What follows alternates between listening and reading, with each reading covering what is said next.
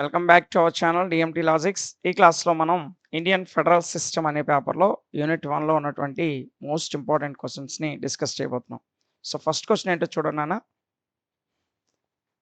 Right an essay on federal system and explain the features of Indian federal system. Federal system మీద ఒక essay రాయమన్నాడు. ముఖ్యంగా Indian federal system యొక్క features గురించి అడిగాడు. సో ముందుగా మనం ఫెడరల్ సిస్టమ్ అంటే ఏంటో తెలుసుకుందాం. తర్వాత ఇండియన్ ఫెడరల్ సిస్టమ్కి ఉన్నటువంటి ఫీచర్స్ ఏంటో ఒకసారి చూసుకుందాం. ఓకేనా? సో జాగ్రత్తగా చూడండి నాన్న. It is a system of government that divides the power between a large central government and the local and regional government were established by the constitution. Federal system అంటే ఏంటంటే రాజ్యాంగబద్ధంగా దేశం మొత్తం ఉండేటువంటి అతిపెద్ద ప్రభుత్వమైనటువంటి సెంట్రల్ గవర్నమెంట్కి, అదేవిధంగా కింది స్థాయిలో ఉన్నటువంటి లోకల్ అండ్ రీజనల్ గవర్నమెంట్స్కి, అంటే స్టేట్ గవర్నమెంట్ మరియు ఆ కింది స్థాయిలో ఉన్నటువంటి గ్రామ పంచాయతీ వ్యవస్థ లేదా మున్సిపల్ కార్పొరేషన్, జడ్పీ, ఎంపీ ఇలాంటివి, మండల పరిషత్తులు, వీటి మధ్య పవర్స్ని డివైడ్ చేయడమే ఫెడరల్ సిస్టమ్ అంటాం. అంటే అర్థమైందా?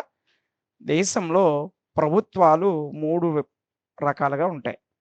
కేంద్రంలో కేంద్ర ప్రభుత్వం ఉంటుంది, రాష్ట్రంలో రాష్ట్ర ప్రభుత్వం ఉంటుంది, మరియు ఆయా గ్రామ స్థాయిలో గ్రామ పంచాయతీ వ్యవస్థ, మండల స్థాయిలో మండల ప్రజా పరిషత్, జిల్లా స్థాయిలో జిల్లా ప్రజా పరిషత్. ఈ మూడింటిని కలిపి లోకల్ బాడీస్ అంటాం. ఏ మూడింటిని? గ్రామ పంచాయతీ, మండల పరిషత్, జిల్లా పరిషత్. ఈ మూడింటిని లోకల్ బాడీ అంటాం. స్టేట్లో స్టేట్ గవర్నమెంట్ ఉంటుంది, సెంట్రల్లో సెంట్రల్ గవర్నమెంట్ ఉంటుంది. So central government, state government, local body, ఇలా పవర్స్ డివైడ్ చేసుకుంటూ రావడాన్ని ఫెడరల్ సిస్టమ్ అనే పేరుతో పిలుస్తాం. ఓకేనా? చూడండి నాన్న. It is composed 3 branches of legislative, executive and judicial. ఇందులో మరలా 3 బ్రాంచెస్ ఉంటాయి. ఆ 3 బ్రాంచెస్ ఏంటంటే లెజిస్లేటివ్ బాడీ ఉంటుంది, ఎగ్జిక్యూటివ్ బాడీ ఉంటుంది, జ్యుడిషియల్ బాడీ కూడా ఉంటుంది. అంటే చట్టాలు చేయడానికి లెజిస్లేటివ్, వాటిని ఇంప్లిమెంటేషన్ చేయడానికి ఎగ్జిక్యూటివ్, వాటి మీద నిర్ణయాలు తీసుకోవడానికి, అంటే చట్టాలు ఎవరైనా అతిక్రమిస్తే తీర్పులు చెప్పడానికి జ్యుడిషియల్. ఈ 3 బ్రాంచెస్ కూడా గవర్నమెంట్లో ఇన్క్లూడ్ అయి ఉంటాయి. ఓకేనా? Austria, India, Iraq, Germany etcetera have this type of government. ఈ రకమైనటువంటి ఫెడరల్ సిస్టమ్ కలిగి ఉన్నటువంటి దేశాలకు ఉదాహరణగా ఆస్ట్రేలియా, ఇండియా, ఇరాక్ లాంటి దేశాలు, జర్మనీ లాంటి దేశాలను ఉదాహరణగా చెప్పుకుంటాం. ఓకేనా? సో మీనింగ్, ముందు ఫెడరల్ సిస్టమ్ యొక్క మీనింగ్ ఏంటో ఒకసారి చూద్దాం నాన్న. If A state has a central government along with some state or regional governments and constitutionally divides powers between center and the states, it can be called federal state. Federal state అని దేన్ని పిలుస్తామంటే కేంద్ర ప్రభుత్వము ఆయా రాష్ట్రాల్లో రాష్ట్ర ప్రభుత్వాలు, స్థానిక ప్రభుత్వాలు కలిగి ఉండి వాటి మధ్య అధికార విభజన జరిగి ఉంటే దాన్నే మనం ఫెడరల్ స్టేట్ అనే పేరుతో పిలుస్తాం. Okay, clear? Next, the English equivalent of the word federation is federal. ఇంగ్లీష్లో ఫెడరేషన్ అనే పదానికి సమానమైనటువంటి అర్థాన్ని ఇచ్చే పదం ఫెడరల్ అనే పదం సమానమైన అర్థాన్ని ఇస్తుంది. So the English word is derived from the Latin word foedus. Foedus అంటే ఏంటంటే convent or arrangement. Covenant or arrangement. ఇంగ్లీష్లో మనం ఫెడరల్ అని పిలుస్తాం. ఆ ఫెడరల్ అనే పదము లాటిన్ వర్డ్ అయినటువంటి ఫోయిడస్ అనే పదం నుంచి వచ్చింది. ఈ ఫోయిడస్ అనే పదానికి అర్థం ఏంటంటే కోవెనెంట్ ఆర్ అరేంజ్మెంట్ అని అర్థం. ఓకేనా? Coven or arrangement. A federal state is formed by signing an agreement with some economically and militarily weak neighboring and states to give up their sovereignty and become permanent parts of a new state. కొత్తగా ఏర్పడినటువంటి రాజ్యానికి ఇంకొక రాజ్యానికి, state అంటే ఇక్కడ రాజ్యం.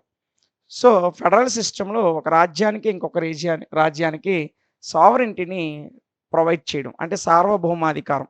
ఆ దేశ మిలిటరీలో కానీ, అదేవిధంగా ఎకనామికల్గా ఆర్థికపరమైనటువంటి అంశాల్లో కానీ ఆ దేశమే అన్ని అధికారాలు కలిగి ఉంటుంది. అలా కాకుండా నైబరింగ్ దేశాలు దానిలో జోక్యం చేసుకుంటే ఆ దేశం వీక్ అయిపోతుంది. సో అలా కాకుండా ఫెడరల్ సిస్టంలో ఏంటంటే దేని పవర్స్ దానికి ఉంటాయి, దేని యొక్క అధికారాలు దానికి విభజించబడి ఉంటాయి. ఓకేనా? సో, ముందుగా మనం features of Indian federal system చూసుకుందాం. సో, ముందుగా గవర్నమెంట్ ఎట్ 2 లెవెల్స్. సో, భారత ఫెడరల్ సిస్టమ్‌లో గవర్నమెంట్ ఎన్ని దశల్లో ఉంటదంటే 2 దశల్లో ఉంటుంది. ఒకటి సెంట్రల్ గవర్నమెంట్, ఇంకోటి స్టేట్ గవర్నమెంట్. మరి లోకల్ బాడీస్ ఉంటాయి కదా సార్! యెస్, లోకల్ బాడీస్ ఉంటాయి. బట్ అవి స్టేట్ గవర్నమెంట్‌లో ఇంక్లూడ్ అయ్యి ఉంటాయి. ఓకేనా? సో, చూడండి. In federal system governments are established at 2 levels. భారతదేశంలోని ఫెడరల్ సిస్టమ్‌లో గవర్నమెంట్ 2 లెవెల్స్‌లో ఉంటుంది. Central and state levels. ఆ 2 ఏంటండి? Central and state levels. In America there is a central government with Washington as the capital and 50 state governments. అమెరికాలో మనం చూసినట్లయితే America కూడా ఫెడరల్ సిస్టమ్‌కి ఉదాహరణే. అయితే అమెరికాలో సెంట్రల్ గవర్నమెంట్ అనేది అమెరికా రాజధాని అయినటువంటి వాషింగ్టన్‌లో ఉంటుంది. మిగతా 50 రాష్ట్రాల్లో స్టేట్ గవర్నమెంట్స్ ఉంటాయి. ఓకేనా? అమెరికా అనేది 51 రాష్ట్రాల సంయుక్త దేశం. మీ అందరికీ తెలుసు. 50 రాష్ట్రాలు ఇప్పుడు 51 అంటారు. కొత్తగా 1, 2 యాడ్ అవ్వడానికి అవకాశం ఉంది కాబట్టి. సో, వీటిలో కేంద్ర ప్రభుత్వం ఎక్కడ ఉంటుందంటే వాషింగ్టన్‌లో ఉంటుంది. మిగతా 50 రాష్ట్రాలు ఏవైతే ఉన్నాయో ఆ 50 రాష్ట్రాల్లో కూడా స్టేట్ గవర్నమెంట్స్ ఉంటాయి. మొత్తము ఈ 50 రాష్ట్రాల మీద సెంట్రల్ గవర్నమెంట్‌దే అధికారం. ఓకేనా? Next separation of powers. ఫీచర్స్‌లో ఫస్ట్ వన్ వచ్చేసి government at 2 levels. Second feature వచ్చేసి సెపరేషన్ ఆఫ్ పవర్స్. ఏంటి సెపరేషన్ ఆఫ్ పవర్స్ అంటే the main feature of a federal state is the separation of powers between the central and the states. So, మనం federal సిస్టమ్‌లో ప్రధానమైనటువంటి ఫీచర్‌గా దేన్ని చెప్తామంటే ఈ separation of పవర్సే చెప్తాం. పవర్స్ అంటే అధికార విభజన. సెపరేషన్ ఆఫ్ పవర్స్ అంటే అధికార విభజన. దేనికి అధికార విభజన? సెంట్రల్ గవర్నమెంట్‌కి మరియు స్టేట్ గవర్నమెంట్స్‌కి మధ్య అధికార విభజన అనేది ఈ ఫెడరల్ సిస్టమ్‌లో అతి ముఖ్యమైనటువంటి అంశంగా మనం చెప్పుకుంటాం. ఓకేనా? Next the constitution of a federal state does this separation of powers. So, constitution of a federal state. ఒక ఫెడరల్ స్టేట్ యొక్క కాన్స్టిట్యూషన్ అనేది అంటే ఒక ఫెడరల్ వ్యవస్థ కలిగి ఉన్నటువంటి దేశము లేదా రాజ్యం అనేది does this separation of powers. ఈ సెపరేషన్ ఆఫ్ పవర్స్‌ని కలిగి ఉంటుంది. సో, జనరల్లీ సాధారణంగా మనం చూసినట్లయితే the central government is vested with the national importance such as a national defence and foreign affairs, currency and also railways, telecommunication etcetera. Central government అనేది national importance అంటే దేశం మొత్తము ప్రాముఖ్యత కలిగిన అంశాల మీద అధికారాలు కలిగి ఉంటుంది. ఉదాహరణకు డిఫెన్స్, రక్షణ రంగం గాని, రైల్వేస్ గాని, అదేవిధంగా కరెన్సీ అంటే దేశం మొత్తం ఏ కరెన్సీ చలామణిలో ఉండాలి. అదేవిధంగా టెలికమ్యూనికేషను. ఈ అంశాలన్నీ కూడా సెంట్రల్ గవర్నమెంట్ పరిధిలోకి వస్తాయి. ఇక local importance like local self governance, agriculture, health, education, law and order ఇవన్నీ కూడా స్టేట్ గవర్నమెంట్ ఆధీనంలో ఉన్నటువంటి అంశాలు. ఓకేనా? సో, ప్రతి అంశం కూడా అది సెంట్రల్‌దా, స్టేట్‌దా లేదా కాన్కరెంటా అనేటువంటి 3 జాబితాలకు అనుగుణంగా ఉంటాయి. మీరందరూ ప్రీవియస్ క్లాసుల్లో నేర్చుకున్నారు. సో, ఏ అంశమైనా ఈ 3 జాబితాల్లో ఏదో ఒక జాబితాలు ఉంటాయి. ఒకటి నేషనల్ లిస్ట్ సెంట్రల్ గవర్నమెంట్‌కి సంబంధించింది. 2 స్టేట్ లిస్ట్ రాష్ట్ర జాబితాకి సంబంధించింది. మూడోది కాన్కరెంట్ లిస్ట్ ఉమ్మడి జాబితాకి సంబంధించినటువంటి అంశం. ఓకేనా? ఇక థర్డ్ ఫీచర్ చూసినట్లయితే రిటెన్ కాన్స్టిట్యూషన్. ఫెడరల్ సిస్టమ్ అనేది రాతపూర్వకమైనటువంటి రాజ్యాంగ వ్యవస్థ, రాజ్యాంగాన్ని కలిగి ఉంటుంది. ఓకేనా? సో, ఏంటంటే ఎ federal state must have a written constitution. ఖచ్చితంగా ఒక ఫెడరల్ రాజ్యము లేదా ఒక ఫెడరల్ దేశం అనేది ఖచ్చితంగా ఒక రిటెన్ కాన్స్టిట్యూషన్‌ని అంటే రాతపూర్వకంగా ఉన్నటువంటి రాజ్యాంగాన్ని కలిగి ఉంటుంది. ఓకేనా? Clear? Next this written constitution is essential to clarify the division of powers between the central and state governments. So, ఈ కాన్స్టిట్యూషన్ అనేది ఖచ్చితంగా రాష్ట్రానికి అదేవిధంగా కేంద్రానికి మధ్య అధికార విభజనకు సంబంధించినటువంటి అన్ని విషయాలు కూడా రాతపూర్వకంగా కలిగి ఉంటుంది. To explain the structure of the central and state governments and there functions. ఎందుకు ఈ నియమ నిబంధనలన్నీ రాజ్యాంగంలో ఉంటాయంటే సెంట్రల్ మరియు స్టేట్ గవర్నమెంట్స్‌కి సంబంధించిన వాటి ఫంక్షన్స్ యొక్క స్ట్రక్చర్‌ని ఏ విధంగా ఉంటదో ఎక్స్‌ప్లెయిన్ చేయడానికి రిటెన్ కాన్స్టిట్యూషన్ అనేది ఉపయోగపడుతుంది. అంటే రాష్ట్రాలు ఈ అంశాల మీద ఈ అధికారాలు కలిగి ఉంటాయి. దేశము అంటే సెంట్రల్ గవర్నమెంట్ అనేది మొత్తం దేశం మీద ఈ అంశాల మీద ఈ అధికారాలు కలిగి ఉంటుంది అని దాని యొక్క స్ట్రక్చర్‌ని ఎక్స్‌ప్లెయిన్ చేయడానికి ఈ రిటెన్ కాన్స్టిట్యూషన్ అనేది బాగా ఉపయోగపడుతుంది. ఓకేనా? అందుకే ప్రతి ఫెడరల్ స్టేట్ కూడా మనకి రిటెన్ కాన్స్టిట్యూషన్ కలిగి ఉంటుంది. ఓకేనా? నెక్స్ట్ ఫీచర్ ఏంటో చూడండి నాన్న. Complex constitution. సో, రాజ్యాంగం అనేది కాంప్లెక్స్‌గా ఉంటుంది నాన్న. A federal state should have a complex constitution. A federal states అయినా ఎప్పుడైనా ఫెడరల్ స్టేట్ అనేది ఖచ్చితంగా రిటన్ కాన్స్టిట్యూషన్ కలిగి ఉంటుందని నేర్చుకున్నాం. రిటన్ కాన్స్టిట్యూషన్ అది కూడా ఎలా ఉంటుందంటే కాంప్లెక్స్‌గా ఉంటుంది. కొంచెం సంక్లిష్టంగా ఉంటుంది. అంటే అంత ఈజీగా మార్పులు, చేర్పులకు గురవ్వదనమాట. So, the method of constitution amendment should be difficult. ఇదిగోండి ఇప్పుడు నేను చెప్పిన మాట. రాజ్యాంగాన్ని మార్చడము, అమెండ్‌మెంట్స్ చేయడం, దానికి సవరణలు చేయడం అనేది కొంచెం డిఫికల్ట్‌గా ఉంటుంది. అంత ఈజీ అయితే కాదు. So, if the process of constitutional amendment it is easy, then the centre can amend the constitution as its will and take away the rights of the states. So, ఇక్కడ చూడండి, if the process of constitutional amendment is easy, then the centre can amend the constitutional at its will be and take away the rights of the states.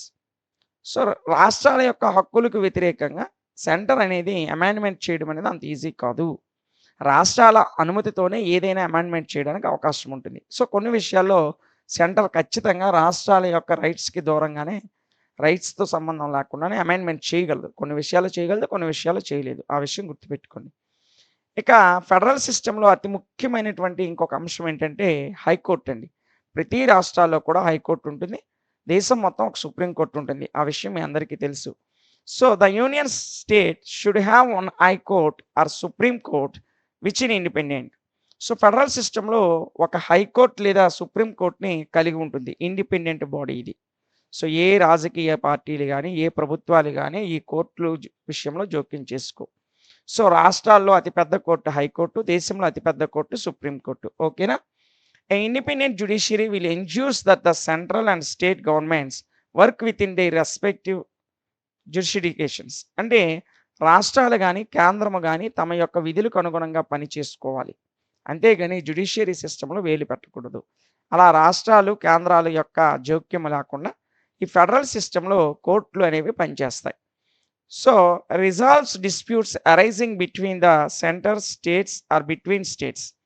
So, ఈ కోర్టులు ఏం చేస్తాయంటే రాష్ట్రానికి, కేంద్రానికి మధ్య ఉన్నటువంటి సమస్యలను గాని, ఏవైనా 2 రాష్ట్రాల మధ్య ఉన్న సమస్యలను గాని తీర్చాల్సిన బాధ్యత ఈ కోర్టులదే.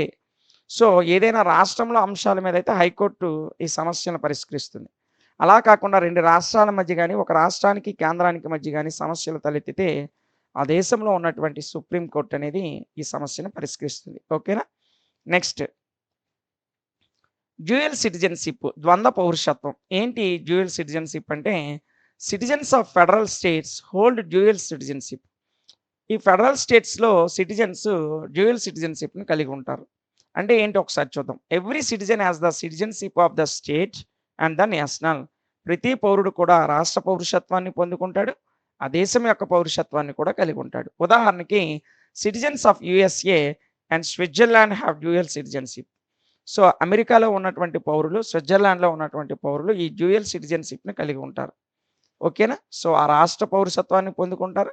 దేశంలో నేషనల్ యొక్క సిటిజన్‌షిప్ కూడా కలిగి ఉంటారు. అయితే మన దేశంలో మాత్రం డ్యూయల్ సిటిజన్‌షిప్ అనేది లేదు. సో, ఇక్కడ డ్యూయల్ జ్యుడిషియరీ కూడా ఉంటుంది.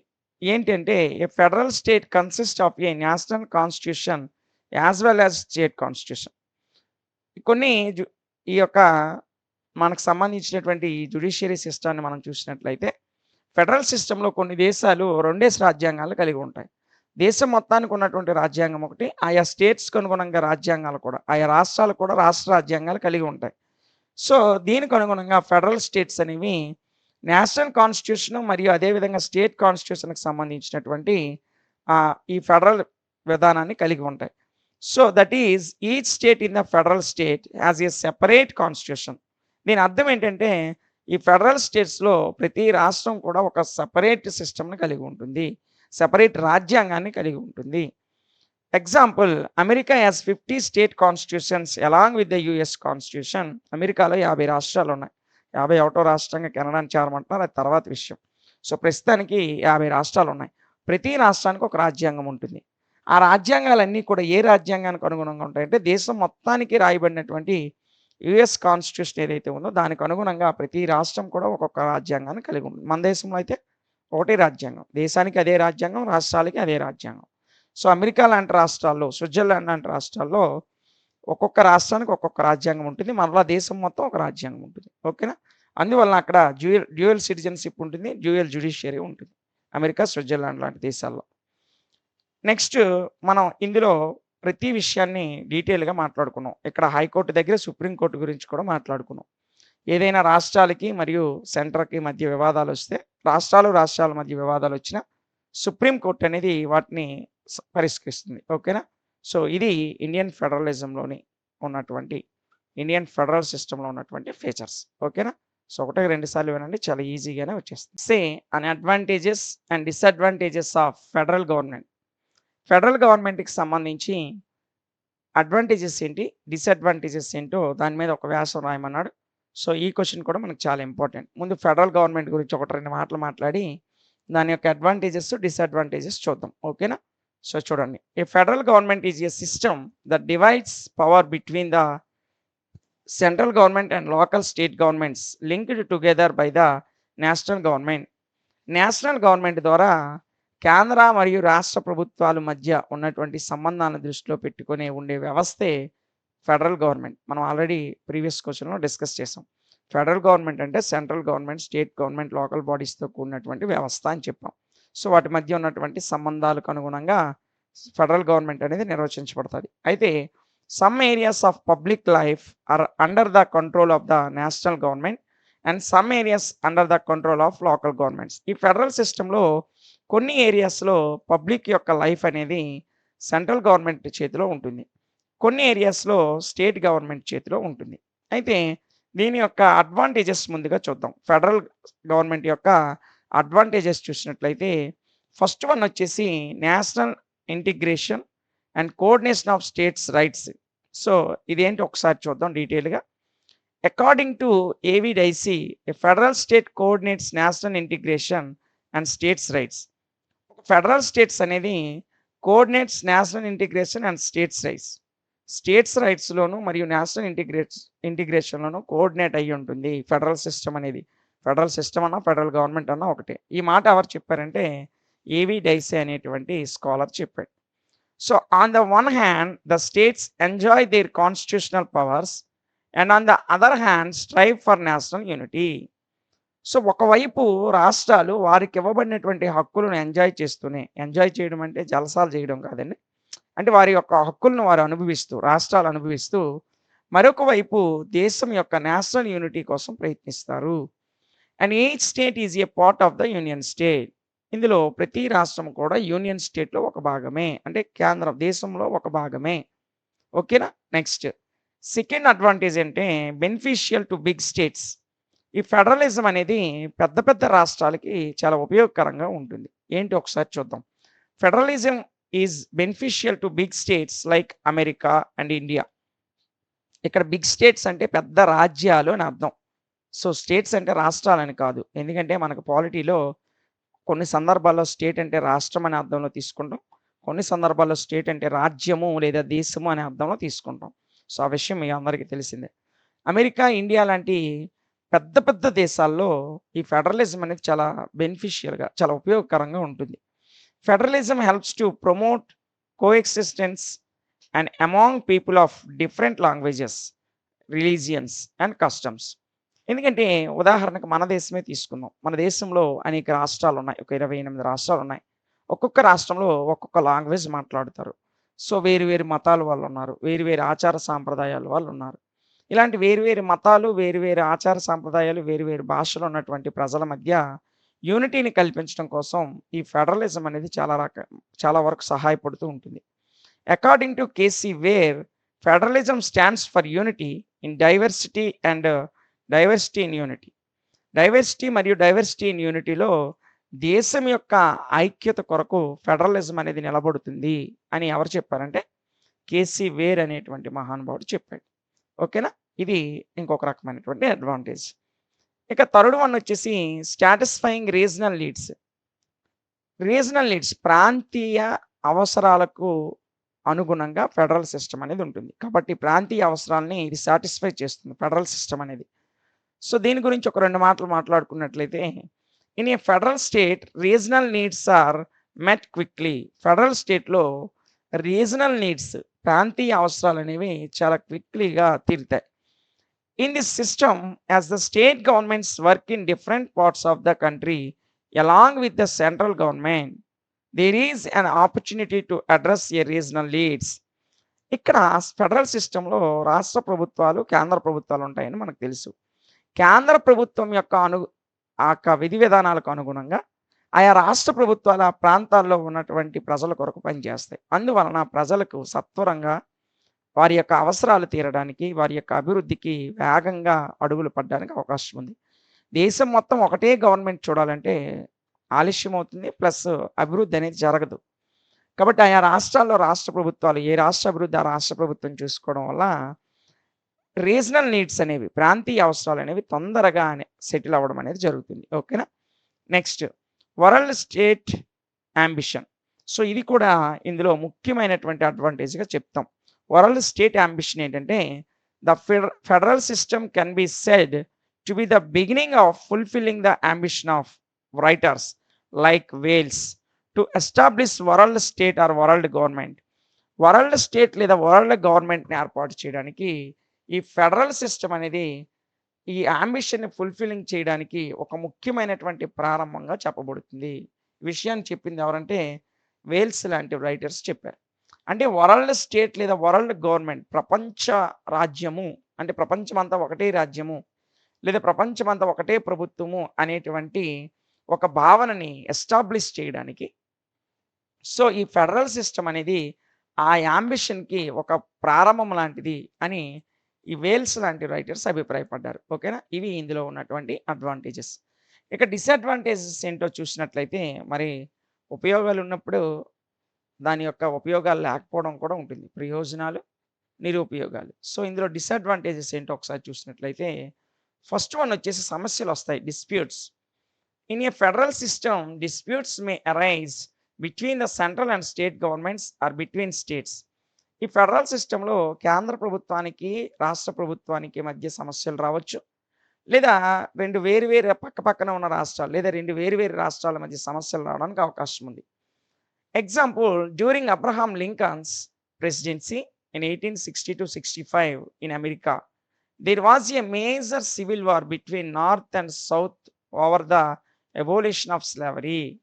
స్లావరీ అబోలిషన్‌లో అబ్రహాం లింకన్, సో ముందుగా మనం దీనికి ఉదాహరణగా అబ్రహాం లింకన్ పాలనా కాలాన్ని చెప్దాం. అమెరికాలో అబ్రహాం లింకన్ గారు ప్రెసిడెంట్‌గా 1860 నుంచి 65 వరకు పనిచేశారు. ఆయన కాలంలోనే అమెరికాలోని ఉన్నటువంటి 50 రాష్ట్రాల్లో నార్తర్న్ మరియు సౌతర్న్ అంటే ఉత్తర మరియు దక్షిణ ప్రాంతాల్లో ఉన్నటువంటి రాష్ట్రాల మధ్య ఈ స్లావరీకి సంబంధించిన అబోలిషన్ అనేది వచ్చింది. అంటే రాష్ట్రాల మధ్య సమస్యలు అనేవి వచ్చాయి. Today there are river water disputes and border disputes between different states in India. అదే మన దేశంలో చూసినట్లయితే మన దేశంలో సాధారణంగా మనం చూస్తూ ఉంటాం. 2 రాష్ట్రాలు పక్కపక్కన ఉన్న రాష్ట్రాల మధ్య జల వివాదాలు వస్తూ ఉంటాయి. బోర్డర్ సమస్యలు కూడా వస్తూ ఉంటాయి. సో ఇది ఫెడరలిజంలో అతి ముఖ్యమైనటువంటి డిసడ్వాంటేజ్‌గా చెప్పొచ్చు. ఇక సెకండ్ వన్ వచ్చేసి హై ఎక్స్‌పెండిచర్స్, అధిక ఖర్చులుంటాయి. సో కేంద్ర ప్రభుత్వంకి సంబంధించి కేంద్ర ప్రభుత్వం ఖర్చులుంటాయి. రాష్ట్ర ప్రభుత్వాలకు రాష్ట్ర ప్రభుత్వ ఖర్చులుంటాయి. సో అదేంటో ఒకసారి చూద్దాం. In a federal system there is central government along with the several state governments. ఇక్కడ ఫెడరల్ సిస్టంలో కేంద్ర ప్రభుత్వము అనేక రకాల రాష్ట్ర ప్రభుత్వాలను కలిగి ఉంటుంది. The administrative expenditure is very high as this system requires many governments to operate. ఈ ఫెడరల్ సిస్టంలో ఒక కేంద్ర ప్రభుత్వంతో పాటు ఆయా రాష్ట్రాల్లో అనేక రకాల రాష్ట్ర ప్రభుత్వాలు ఉంటాయి. ఉదాహరణకు మన దేశమే తీసుకుందాం. కేంద్రంలో ఒక కేంద్ర ప్రభుత్వం ఉంటుంది. 28 రాష్ట్రాల్లో 28 ప్రభుత్వాలు ఉంటాయి. సో ఇన్ని ప్రభుత్వాలు కలిసి ఉండడం వల్ల ఎక్స్‌పెండిచర్ అనేది చాలా ఎక్కువగా ఉంటుంది, ఖర్చు అనేది. ఓకేనా. సో అదొక డిసడ్వాంటేజ్. తర్వాత డిలే. డిలే కూడా ఒక డిసడ్వాంటేజే. ఏంటో ఒకసారి చూద్దాం. In federalism there is delay in taking decisions and constitutional amendment. Constitutional amendments చేయాలన్నా, ఏదైనా ఒక అంశం మీద డిసిషన్స్ తీసుకోవాలన్నా ఫెడరల్ సిస్టంలో ఆలస్యం అవుతుంది. ఎందుకంటే రాష్ట్ర అభిప్రాయాలకు అనుగుణంగా, జాతీయ కేంద్ర ప్రభుత్వ అభిప్రాయాలకు అనుగుణంగా నిర్ణయాలు తీసుకోవాలి. సో ఏదైనా ఒక కాన్స్టిట్యూషనల్ అమెండ్మెంట్ తీసుకురావాలంటే కేంద్రంలో ఉన్నటువంటి లోక్సభ ఎంపీలు గానీ, రాజ్యసభ ఎంపీలు గానీ 2 సభల్లో ఆమోదం పొందాలి. రాష్ట్రాల యొక్క అభిప్రాయాలకు అనుగుణంగానే ఆ ఆమోదాలనేవి ఉంటాయి. కాబట్టి ఒక డిసిషన్ తీసుకోవాలన్నా, కాన్స్టిట్యూషనల్ అమెండ్మెంట్ చేయాలన్నా ఆలస్యం అనేది అవుతుంది. The reason for this is that the states have to consult the centre with the states in various governance matters. ఈ ఫెడరల్ సిస్టంలో స్టేట్ గవర్నమెంట్స్ కొన్ని గవర్నెన్స్ మ్యాటర్స్‌లో పరిపాలనా సంబంధిత అంశాలలో సెంట్రల్ గవర్నమెంట్‌ని అప్రోచ్ అవ్వాల్సి ఉంటుంది. సో, వారి యొక్క అభిప్రాయం కొరకు వేచి చూడాల్సిన అవసరం అనేది ఉంది. అందువలన డిసిషన్స్ తీసుకోవడం గాని, అమెండ్మెంట్స్ తీసుకురావడంలో గాని ఆలస్యం అనేది అవుతుంది. ఇక ఇంకొక డిసడ్వాంటేజ్ చూసినట్లయితే absence of administrative unity. Administrative unity పరిపాలనా సంబంధమైన ఐక్యత లేకపోవడం. స్టేటు, సెంట్రల్ గవర్నమెంట్ మీద ఈ ఐక్యత లేకపోవడం. So, federal system lakhs administrative unity and legislative unity. Administrative unity, legislative unity అనేది ఫెడరల్ సిస్టమ్‌లో కొంచెం తక్కువగా ఉంటుంది. Example in the Indian state of Gujarat, alcohol prohibition is in force but not in it's neighbouring states of Maharashtra. ఉదాహరణకు చూస్తే గుజరాత్ లాంటి రాష్ట్రాల్లో ఆల్కహాల్‌ని ban చేశారు. ఓకేనా? సో, మహారాష్ట్రలో ఆ బ్యాన్ అనేది లేదు. సో, పక్క రాష్ట్రంలో మద్యం నిషేధం లేదు కాబట్టి అక్కడి నుంచి మహారాష్ట్ర నుంచి దొంగతనంగా మద్యం అనేది గుజరాత్‌లోకి వెళ్ళే అవకాశం ఉంటుంది. నెక్స్ట్ ఇక్కడ there is a difference in salaries, retirement and age of employees of different states in India. భారతదేశంలో ఒక రాష్ట్రంలో ఉపాధ్యాయులకి గాని, వేరు వేరు గవర్నమెంట్ ఎంప్లాయీస్ గాని ఒక రకమైనటువంటి సాలరీస్ ఉంటాయి. రిటైర్మెంట్స్ కూడా పక్క రాష్ట్రాల్లో 58 సంవత్సరాలుంటే, మన స్టేట్‌లో ఇప్పుడు చూసుకున్నట్లయితే 62 సంవత్సరాలు. సో, ఈ రిటైర్మెంట్ ఏజ్‌ల్లో గాని, వారు తీసుకుంటున్న సాలరీస్‌లో గాని, ఆ ఎంప్లాయీస్ యొక్క ఏజెస్ గాని, ఇవి డిఫరెన్స్ అనేది వస్తూ ఉంటుంది. ఇది ఒక ప్రధానమైనటువంటి సమస్య. ఇక సెపరేషన్ టెండెన్సీ చివరి disadvantage separation tendency. There is a possibility that some of the states of the union may show separation tendency seeking separate statehood. Separate statehood అనేది కొన్ని రకాలైనటువంటి స్టేట్స్ ఆఫ్ యూనియన్‌లో ఓకే. పాసిబుల్ అవుతుంది. Example terrorists in the state of Punjab in India have been agitating to the establish their state as a separate Khalistan since 1980. పంజాబ్‌లో టెర్రరిస్టులు అనేవాళ్ళు ప్రత్యేకంగా ఆ రోజుల్లో ఉండేవారు. ఇప్పుడు కూడా అక్కడక్కడ ఉన్నారు. సో, దానివల్ల పంజాబ్‌లో కొంత భాగము సెపరేట్ ఖలిస్తాన్‌గా ఏర్పడింది. ఇలాగా సెపరేట్ సిస్టమ్స్ ద్వారా ఈ సెపరేషన్ టెండెన్సీ అనేది కూడా ఫెడరల్ సిస్టమ్‌లో ఒక డిసడ్వాంటేజ్‌గా చెప్పుకోవచ్చు. ఓకేనా? సో, ఇవి ఫెడరల్ సిస్టమ్‌కి సంబంధించినటువంటి advantages, disadvantages.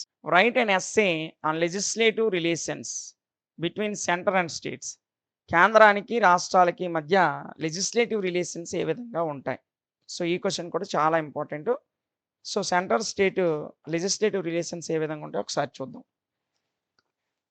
All powers in India are divided into 3 categories. భారతదేశంలో పవర్స్ అన్నీ కూడా 3 కేటగిరీస్‌లో ఉంటాయి. ఆ 3 ఏంటో మీకు చాలా చాలా బాగా తెలుసు. ఫస్ట్ వన్ వచ్చేసి లెజిస్లేటివ్, సెకండ్ వన్ వచ్చేసి ఎగ్జిక్యూటివ్, థర్డ్ వన్ వచ్చేసి ఫైనాన్షియల్. సో, పవర్స్ అనేవి 3 రకాలుగా ఉంటాయి. Legislative, executive, financial. సో, ఇక్కడ మనం చూసినట్లయితే to create an integrated system shared between the central government and the states. ఒక ఇంటిగ్రేటెడ్ సిస్టమ్‌ని క్రియేట్ చేయాలనుకుంటే ఈ పవర్స్ అనేవి సెంట్రల్ గవర్నమెంట్‌కి, స్టేట్స్‌కి మధ్య షేర్ చేయడం అనేది చాలా ముఖ్యమైనటువంటి అంశం. సో, ఇంటిగ్రేటెడ్ సిస్టమ్ అనేది భారతదేశంలో గాని, ఆయా డెమోక్రటిక్ కంట్రీస్‌లో రావాలి అంటే ఖచ్చితంగా ఈ పవర్స్ అనేవి executive power, legislative power, financial powers అనేవి సెంట్రల్ గవర్నమెంట్‌కి, స్టేట్ గవర్నమెంట్‌కి మధ్య విభజన అనేది జరగాలి. So, consequently the centre state relationship can be analysed in 3 dimensions. So, అదే విధంగా సెంట్రల్ గవర్నమెంట్‌కి, స్టేట్ గవర్నమెంట్‌కి ఉన్నటువంటి రిలేషన్‌షిప్‌ని కూడా మనం 3 విధాలుగా చూస్తాం. 3 డైమెన్షన్స్‌లో చూస్తాం. ఆ 3 డైమెన్షన్స్ కూడా same away. Legislative, administrative and financial. ఇక్కడ మనం సేమ్ లెజిస్లేటివ్, ఎగ్జిక్యూటివ్, ఫైనాన్షియల్ అన్నాం. అవే డైమెన్షన్స్ రిలేషన్‌షిప్‌లో కూడా ఉంటాయి. సో, రిలేషన్‌షిప్‌కొచ్చేసరికి లెజిస్లేటివ్, ఫైనాన్షియల్ ఉంటాయి. అక్కడ ఎగ్జిక్యూటివ్‌కి బదులుగా మనం అడ్మినిస్ట్రేటివ్ అనే పదాన్ని ఇక్కడ వాడాం. ఓకేనా? Next while the central government can impose restrictions, the states retain considerable decision making power on various matters. ఎప్పుడైనా ఒక అంశం మీద సెంట్రల్ గవర్నమెంట్ రిస్ట్రిక్షన్స్ తీసుకొస్తే, ఆ అంశాలకు అనుగుణంగా స్టేట్ గవర్నమెంట్స్ ఆ వేరియస్ మ్యాటర్స్ ఏవైతే ఉన్నాయో వాటి మీద డిసిషన్ తీసుకునే అవకాశం స్టేట్ గవర్నమెంట్స్‌కి ఉంటాయి. So, the division is evident in the state list where some items fall under separate states jurisdictions. So, ఎప్పుడైనా ఒక రాష్ట్రం అనేది ఆ రాష్ట్ర ప్రభుత్వం ఆ అంశం మీద నిర్ణయం తీసుకోవాలంటే, అంశము స్టేట్ లిస్ట్‌లో ఉండాలి. ఏ లిస్ట్‌లో ఉండాలండి? స్టేట్ లిస్ట్‌లో ఉండాలి. స్టేట్ లిస్ట్‌లో ఉన్నటువంటి దాని మీద సెంట్రల్ జోక్యం చేసుకునే అధికారం సెంట్రల్ గవర్నమెంట్‌కి లేదు. సెంట్రల్ గవర్నమెంట్ అందులో నిర్ణయం తీసుకుంటుంది. యూనియన్ లిస్ట్‌లో ఉన్నటువంటి అంశాల మీద, కాన్కరెంట్ లిస్ట్ ఉమ్మడి జాబితాలో ఉన్న అంశాల మీద మాత్రమే దాని యొక్క ఆధిపత్యం ఉంటుంది. So, in contrast the union list prescribes the main decisions of the central government. ఇదిగోండి యూనియన్ లిస్ట్‌లో ఏ అంశాలైతే ఉన్నాయో, ఆ అంశాల మీద పూర్తి హక్కులు, అధికారాలు సెంట్రల్ గవర్నమెంట్‌కే ఉంటాయి. స్టేట్ లిస్ట్‌లో ఉన్నటువంటి అంశాల మీద పూర్తి హక్కులు, అధికారాలు స్టేట్ గవర్నమెంట్స్‌కి ఉంటాయి. ఓకేనా? Next there is also a joint list where the centre and the states have decision making roles on specific matters. కొన్ని జాయింట్ లిస్ట్‌లో ఉంటాయి కొన్ని అంశాలు. దీన్నే కాన్కరెంట్ లిస్ట్ అనే పేరుతో కూడా పిలుస్తాం. ఈ జాయింట్ లిస్ట్‌లో ఉన్న అంశాల మీద ఏదైనా ఒక నిర్ణయం తీసుకోవాలంటే సెంట్రల్ గవర్నమెంట్, స్టేట్ గవర్నమెంట్ కలిపి నిర్ణయం తీసుకుంటాయి. ఓకేనా? Next legislative relation between centre and the states. So, కేంద్ర ప్రభుత్వానికి, రాష్ట్రాలకి మధ్య ఉన్నటువంటి లెజిస్లేటివ్ రిలేషన్స్ ఏ విధంగా ఉంటాయో ఒకసారి చూద్దాం. So, the subjects related to the administration of the country are divided under 3 list. So, భారతదేశంలో పరిపాలనకు సంబంధించినటువంటి అంశాలు, సబ్జెక్ట్స్ ఏవైతే ఉన్నాయో అవి 3 లిస్టుల్లో విడగొట్టబడ్డాయి. ఆ 3 ఏంటంటే ఫస్ట్ వన్ వచ్చేసి సెంట్రల్ లిస్ట్, సెకండ్ వన్ వచ్చేసి స్టేట్ లిస్ట్, థర్డ్ వన్ వచ్చేసి జాయింట్ లిస్ట్. అంటే కేంద్రముకు సంబంధించిన అంశాలన్నీ సెంట్రల్ లిస్ట్‌లో ఉంటాయి. దీన్నే యూనియన్ లిస్ట్ అంటాం. రెండోది స్టేట్స్‌కి సంబంధించిన అంశాలన్నీ స్టేట్ లిస్ట్‌లో ఉంటాయి. థర్డ్ రెండిటికి సంబంధించిన అంశాలు యూనియన్ లిస్ట్ లేదా జాయింట్ లిస్ట్‌లో ఉంటాయి. ఓకేనా? Parliament alone has power to make laws on the subjects of the central list. Parliament ఏ అంశాల మీద చట్టం చేస్తదంటే సెంట్రల్ లిస్ట్‌లో ఉన్నటువంటి అంశాల మీద చట్టాలు చేస్తుంది. So, it has 97 items. ఇందులో 97 అంశాలున్నాయి. సెంట్రల్ లిస్ట్‌లో ఎన్ని అంశాలున్నాయండి? 97 అంశాలున్నాయి. ఓకేనా? They include national defence, foreign affairs, armed forces, weapons, nuclear war, peace, citizenship, extradition and foreign criminals and public service commission, shipping, aviation, telegraph, radio, telephone, supreme court, currency and coins and foreign trade, interest commerce, banks etcetera. ఇలాంటివి మొత్తం 97 అంశాలున్నాయి. ఇవన్నీ గుర్తుపెట్టుకోవాల్సిన అవసరం లేదు.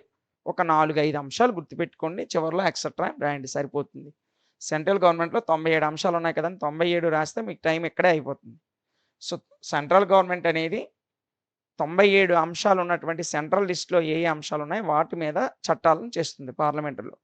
అందులో ఉన్న అంశాలకు కొన్ని ఉదాహరణలు ఇక్కడ ఇచ్చారు. Armed force, foreign affairs, defence, weapons, currency, supreme court, బ్యాంకులు, టెలిగ్రాఫ్, రైల్వేస్ ఇవన్నీ కూడా సెంట్రల్ గవర్నమెంట్ లిస్ట్‌లో ఉంటాయి. Next one the state assembly approves the statutes and the regimes included in the state list. ఇక్కడ స్టాట్యూటేట్స్ అంటే స్టేట్ లిస్ట్‌లో ఏవైతే అంశాలున్నాయో దాని మీద చట్టాల్ని ఎవరు అప్రూవ్ చేస్తారంటే స్టేట్ గవర్నమెంట్ అప్రూవ్ చేస్తుంది. మరి స్టేట్ గవర్నమెంట్ యొక్క స్టేట్ లిస్టుల్లో ఎన్ని అంశాలు ఉంటాయి సార్ అంటే 66 ఐటెమ్స్ ఉంటాయి. స్టేట్ 6. స్టేట్ గవర్నమెంట్‌లో 66 అంశాలు ఉంటాయి. ఓకేనా? సో, అందులో కొన్ని మనకిక్కడ ఇచ్చాడు ఉదాహరణకి. ఇన్ ద స్టేట్ లిస్ట్‌లో 66 ఉంటాయి.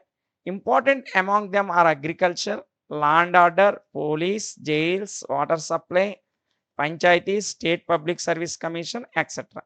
ఇవన్నీ కూడా స్టేట్ లిస్ట్‌లో ఉన్నటువంటి అంశాలు. ఈ 66 అంశాల్లో ఇవి కొన్ని ప్రధానమైనటువంటి అంశాలు.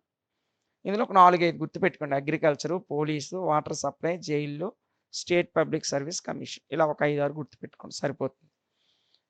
In addition to these, some administrations have been included in the common list for equal administration by the central and state governments. అయితే కొన్ని అంశాలలో సెంట్రల్, స్టేట్ గవర్నమెంట్స్ 2 కూడా సమానమైనటువంటి అధికారాలు కలిగి ఉంటాయి. దీన్నే కామన్ లిస్ట్ లేదా జాయింట్ లిస్ట్ అనే పేరుతో పిలుస్తాం. దీనికి ఇంకొక పేరు కాన్కరెంట్ లిస్ట్. కామన్ లిస్ట్ అన్నా, జాయింట్ లిస్ట్ అన్నా, కాన్కరెంట్ లిస్ట్ అన్నా ఒకటే. ఓకేనా? సో, ఇందులో if there is a difference between the laws made by the parliament and the state legislature on on any one item in the common list, the central law will come into force to the extent of that difference. So, 2 ఉమ్మడి అంశాల్లో ఉన్నటువంటి అంశాలు ఏవైతే ఉన్నాయో వాటి మీద కేంద్ర ప్రభుత్వానికి అధికారాలుంటాయి. రాష్ట్ర ప్రభుత్వానికి అధికారాలుంటాయి. సో, 2 కూడా కలిపి దాని మీద చట్టాలు చేయొచ్చు. సో, ఏదైనా ఒక అంశం మీద కేంద్ర ప్రభుత్వం అంటే కామన్ లిస్ట్‌లో ఉన్న అంశం మీద కేంద్ర ప్రభుత్వం చట్టం చేసింది. సో, దానికి అనుగుణంగానే రాష్ట్ర ప్రభుత్వం కూడా చట్టం చేసింది. ఎక్కడైనా రెండిట్ల మధ్య క్లాస్ వచ్చిందనుకో, అప్పుడు ఏ చట్టము ఫోర్స్‌లో ఉంటుందంటే సెంట్రల్ గవర్నమెంట్ చేసినటువంటి చట్టమే అక్కడ ఫైనల్. సో, కామన్ లిస్ట్‌లో సెంట్రల్ గవర్నమెంట్ ఏ చట్టం చేస్తే అదే ఫైనల్ అవుతుంది. ఈ స్టేట్ గవర్నమెంట్ అలాగని అన్ని అంశాల మీద సెంట్రల్ గవర్నమెంట్ జోక్యం చేసుకోదు. అది గుర్తుపెట్టుకోండి. There are 52 items in common list. అయితే ఈ కామన్ లిస్ట్‌లో ఎన్ని ఐటెమ్స్ ఉంటాయంటే 52 ఐటెమ్స్ ఉంటాయి. ఓకేనా?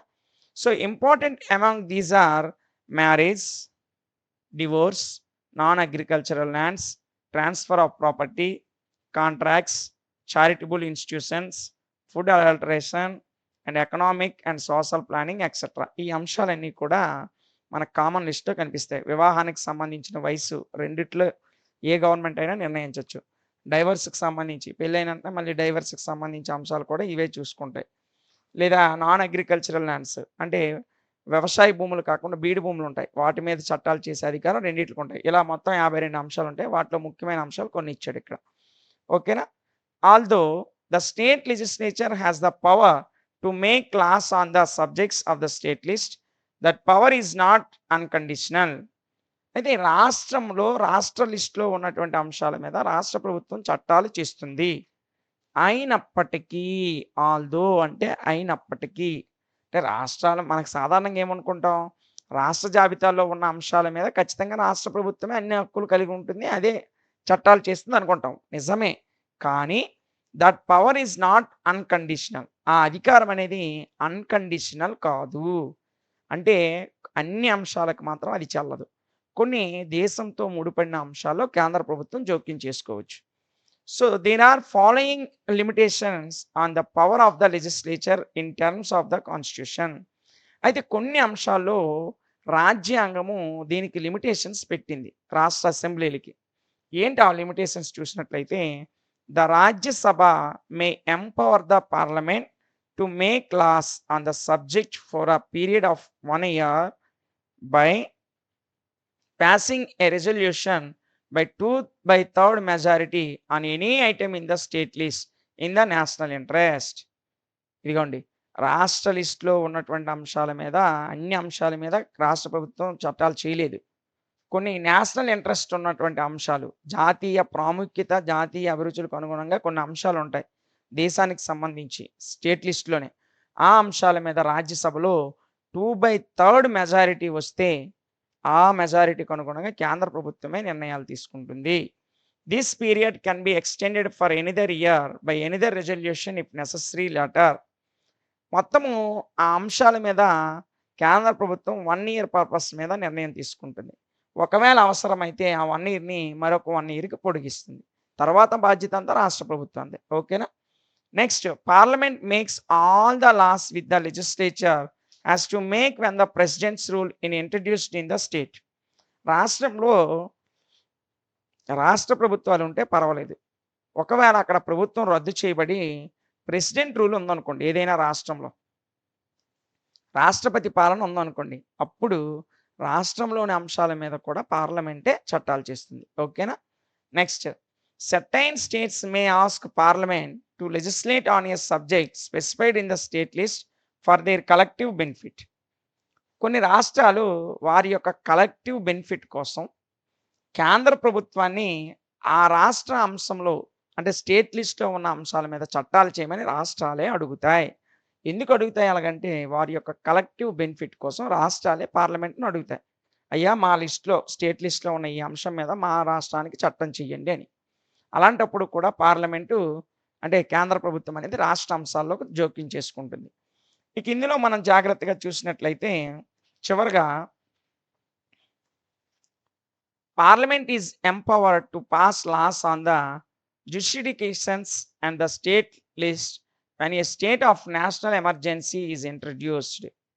మరలా ఎప్పుడు స్టేట్ లిస్ట్‌లో పార్లమెంట్ అనేది చట్టాలు చేస్తుందంటే, దేశం మొత్తం మీదుగా ఎమర్జెన్సీ అనేది అమల్లో ఉందనుకోండి. మన దేశంలో 1975లో ఎమర్జెన్సీ వచ్చింది. సో, ఎమర్జెన్సీ విధించేటప్పుడు సాధారణ ప్రజలకు కూడా హక్కులనేవి ఉండవు. రాష్ట్ర ప్రభుత్వాలకు కూడా హక్కులుండవు. కేవలం హక్కులన్నీ కేంద్ర ప్రభుత్వం చేతిలోనే ఉంటాయి. కోర్టులు కూడా పనిచేయవు. కాబట్టి అప్పుడు సెంట్రల్ గవర్నమెంటే రాష్ట్ర అంశంలో ఉన్నటువంటి లిస్ట్‌లో ఉన్న 66 అంశాల మీద సెంట్రల్ గవర్నమెంటే చట్టాలు చేస్తుంది. ఇక ఫైనల్ ఏంటో ఒకసారి చూసినట్లయితే, సిమిలర్‌లీ parliament passed laws necessary to implement the treaties entered into by the government of India with foreign countries. ఏదైనా ఫారిన్ కంట్రీస్‌తో రాష్ట్ర ప్రభుత్వము ఏదైనా సరే ఒక ఒప్పందం చేసుకుందనుకోండి. అప్పుడు ఆ ఒప్పందాల మీద ఆ రాష్ట్రానికి సంబంధించి చట్టాలు ఎవరు చేస్తారంటే సెంట్రల్ గవర్నమెంటే చేస్తుంది. They not only apply to the entire country but in some cases may also subject to the state list. ఆ చట్టాలనేవి కేవలం దేశం మొత్తానికి సంబంధించినవి అయితే కాదు. కొన్ని సందర్భాల్లో స్టేట్ లిస్ట్‌లో ఉన్నటువంటి ఆ అంశాలకు అనుగుణంగా ఆ స్టేట్‌కే కేంద్ర ప్రభుత్వం చట్టం చేస్తుంది.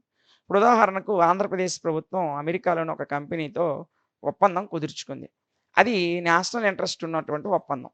స్టేట్ లిస్ట్‌లో ఉన్నప్పటికీ నేషనల్ ఇంట్రెస్ట్ ఉన్నటువంటి ఒప్పందం. అప్పుడు ఆ లిస్ట్ మీద చట్టం చేసే అధికారము కేంద్ర ప్రభుత్వానికి ఉంటుంది. ఓకేనా? ఇది పవర్స్ అనేది లెజిస్లేటివ్ పవర్స్ సెంట్రల్‌కి, స్టేట్‌కి ఉన్నటువంటి రిలేషన్స్. ఓకేనా? Write an essay on how political developments are affecting on the centre state relation. కేంద్రానికి, రాష్ట్రానికి మధ్య ఉన్న సంబంధాల మీద పొలిటికల్ డెవలప్‌మెంట్ అనేది ఏ విధమైనటువంటి ప్రభావం చూపిస్తుంది? దీని మీద ఒక ఎస్సే రాయమని అడిగాడు. సో, దీన్ని మనం ఓన్‌గా రాయొచ్చు. కాకపోతే కొన్ని మెయిన్ పాయింట్స్ అనేవి ఖచ్చితంగా మనం నేర్చుకోవాలి. సో, ఆ మెయిన్ పాయింట్స్ ఏంటేంటో ఒకసారి చూసుకుందాం. ఓకేనా? Centre state relations are the sharing of power and responsibilities between the central and state governments in India. సెంట్రల్ స్టేట్ రిలేషన్స్‌లో ముఖ్యంగా భారతదేశంలో చూసినట్లయితే కొన్ని పవర్స్ గాని, రెస్పాన్సిబిలిటీస్ గాని సెంట్రల్ స్టేట్ గవర్నమెంట్స్‌కి వేరువేరుగా ఉంటాయి. అవి షేర్ చేయబడ్డాయి. So, it is a key part of the Indian federal system and influences governance and decision making. సో, ప్రభుత్వాన్ని పరిపాలించడానికి గాని, డెసిషన్ మేకింగ్ నిర్ణయాలు తీసుకోవడానికి గాని ఫెడరల్ సిస్టమ్‌లో ఇదొక కీ పార్ట్‌గా చెప్పుకోవచ్చు. ఈ ఈ పవర్ సెపరేషన్ అనేది. ఓకేనా? సో, ఇందులో మనం ముఖ్యంగా చూసుకున్నట్లయితే పొలిటికల్ డెవలప్‌మెంట్స్ మీద ఈ సెంట్రల్ స్టేట్ రిలేషన్స్ ఏ విధంగా ఎఫెక్ట్ చూపుతాయో మనం క్లియర్ కట్‌గా నేర్చుకుందాం. So, there are many factors affecting the central state relations not only constitutionally but also otherwise. కేవలము రాజ్యాంగపరమైన విషయాలు మాత్రమే కాకుండా ఇతర విషయాలు కూడా సెంట్రల్ స్టేట్ రిలేషన్ మీద ప్రభావం చూపుతాయి. Important among them were political developments from 1950 to 1967. So, 1950 నుంచి 67 అంటే ఈ 17 సంవత్సరాలు కూడా ప్రధానమంత్రిగా నెహ్రూ గారే ఉన్నారు. సో, ఈ మధ్య కాలంలోని జరిగినటువంటి పొలిటికల్ డెవలప్‌మెంట్స్ అనేవి మనం చాలా ఇంపార్టెంట్ విషయాలుగా చెప్పుకుంటాం. There were no major conflicts in the union state relations. ఈ మధ్య కాలంలో 1950, 67 మధ్య స్టేట్‌కి, సెంటర్ రిలేషన్‌కి సంబంధించి ఏ విధమైనటువంటి పెద్ద పెద్ద సమస్యలైతే తలెత్తలేదు. ఎందుకు ఇక్కడ తలెత్తలేదు సార్ అంటే 1957, 67 మధ్యలో అంటే దాదాపు ఆ 17 సంవత్సరాలు సెంట్రల్‌లో ఏ ప్రభుత్వం ఉందో కాంగ్రెస్ ప్రభుత్వమే ఉండేది. కింద ఆయా స్టేట్‌ల్లో కూడా కాంగ్రెస్ ప్రభుత్వమే ఉండేది. అందువలన మేజర్ డిఫికల్టీస్ అయితే రాలే. పెద్ద పెద్ద సమస్యలైతే రాలేదు. ఓకేనా? One of the main reasons for this is that one political party, the Congress party continues to be in power both at the central and states. ఇదిగోండి ఇప్పుడు నేను చెప్పిన మాటే. ఎందుకు సమస్యలు రాలేదంటే ఒకే ఒక పార్టీ. అది కాంగ్రెస్ పార్టీ. పైన కేంద్రంలోనే అదే పార్టీ అధికారంలో ఉంది. కింద రాష్ట్రాల్లో కూడా అదే పార్టీ అధికారంలో ఉంది. ఒకే పార్టీ పైన కిందన ఉంది కాబట్టి ఏ ప్రాబ్లమ్స్ రాలా. As the governors and chief ministers belonged to one political party, the political party in power at the centre, no constitutional and political disputes like those between the central states have arisen. So, governor అదే పార్టీకి చెందిన వ్యక్తి. Chief minister అదే పార్టీకి చెందిన వ్యక్తి. గవర్నర్స్‌ని central government రాష్ట్రాల్లో నియమిస్తది. So, ముఖ్యమంత్రి అదే పార్టీకి చెందిన వ్యక్తి. నియమించిన గవర్నర్ కూడా అదే పార్టీ వ్యక్తి. కాబట్టి రాష్ట్రాల్లో కేంద్రానికి, రాష్ట్రానికి మధ్య సమస్యలు రావడానికి అవకాశం లేదు. అందుకే ఈ 1950 నుంచి 67 వరకు సెంట్రల్ స్టేట్ రిలేషన్స్‌లో ఏ విధమైనటువంటి సమస్యలు రాలేదు. ఓకేనా? నెక్స్ట్ హౌవెవర్ అయినప్పటికీ ఫ్రమ్ 1967 టు 1972 ఇదిగోండి ఇక్కడ 5 సంవత్సరాల కాలం 1967, 72 మధ్య కొయిలేషన్ గవర్నమెంట్ ఏర్పడింది. అంటే కాంగ్రెస్ ప్రభుత్వం అధికారాన్ని కోల్పోయింది. ఇక్కడ there are frequent disputes between the central states regarding powers and resources. అధికారాని కోసము మరియు వనరుల యొక్క సెపరేషన్ కోసం 1967 నుంచి 72 వరకు మా వనరులు మేమే వాడుకుంటాం. మా స్టేట్ గవర్నమెంట్స్‌కి ఉన్న పవర్స్ మాకు వేరు చేయండి అని చెప్పి సమస్యలు ఈ 5 ఏళ్ల కాలంలో తలెత్తాయి. ఎందుకు కాంగ్రెస్ గవర్నమెంట్ పైన, కింద ఓడిపోయింది. సో, పైన ఒక ప్రభుత్వం, ఆయా రాష్ట్రాల్లో వేరు వేరు ప్రభుత్వాలొచ్చాయి. సో, మా మీద మీ అధికారం మాకొద్దు, మా పవర్స్ మాకివ్వండి అనేటువంటి సమస్యలు 1967, 72 మధ్య కాలంలో ఎక్కువగా వచ్చినట్టు మనం చూస్తాం చరిత్రలో. The main reason for this was that after the general elections of 1967 the Congress lost power in many states and non-Congress governments were formed for the first time. ఎందుకు ఈ సమస్య వచ్చిందంటే చాలా రాష్ట్రాల్లో కాంగ్రెస్ ప్రభుత్వం 1967లో ఓడిపోయింది.